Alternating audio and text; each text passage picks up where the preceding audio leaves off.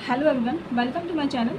आज हम हिस्ट्री का बहुत ही इम्पोर्टेंट सा टॉपिक डिस्कस करने वाले हैं, जो है रोलेट एक्ट। रोलेट एक्ट का गठन कब हुआ था? तो रोलेट एक्ट का गठन जो है मार्च 1919 में इसका गठन हुआ था। तो 1917 में सिडनी रोलेट की अध्यक्षता में एक आयोग का गठन हुआ।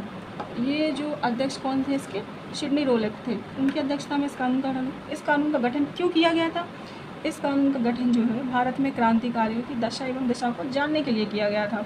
1918 में इस आयोग ने अपनी रिपोर्ट प्रस्तुत की। जब 1918 में रिपोर्ट प्रस्तुत कर ली तो फिर मार्च 1919 में इसी रिपोर्ट के आधार पर रोलेट एक्ट कानून का गठन हुआ।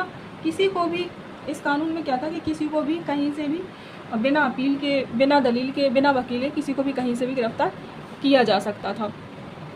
मतलब इसमें यह था कि 4 लोगों से ज़्यादा एक साथ लोग नहीं बैठ सकते थे, क्योंकि अगर ऐसा वो करते हैं तो उनको गिरफ्तार कर लिया जाता था। इसीलिए पूरे देश भर में इसे काला कानून भी कहा जाता है।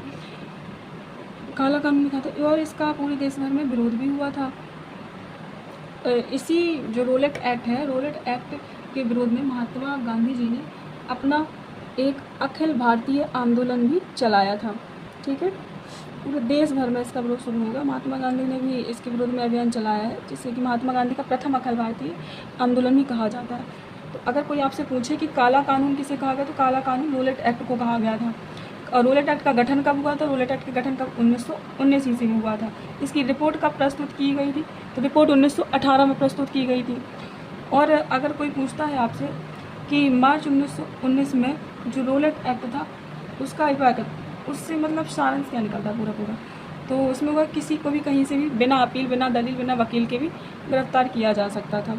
महात्मा गांधी का पहला अखिल भारतीय आंदोलन अगर पूछा जाता है तो वो रोलेट एक्ट है। महात्मा गांधी का पहला भारतीय मतलब अखिल भारतीय आंदोलन रोलेट एक्ट है। Thank you for watching. अगर आपको वीडियो पसंद आता है तो लाइक, शेयर व सब्सक्राइब करना ना भूलें।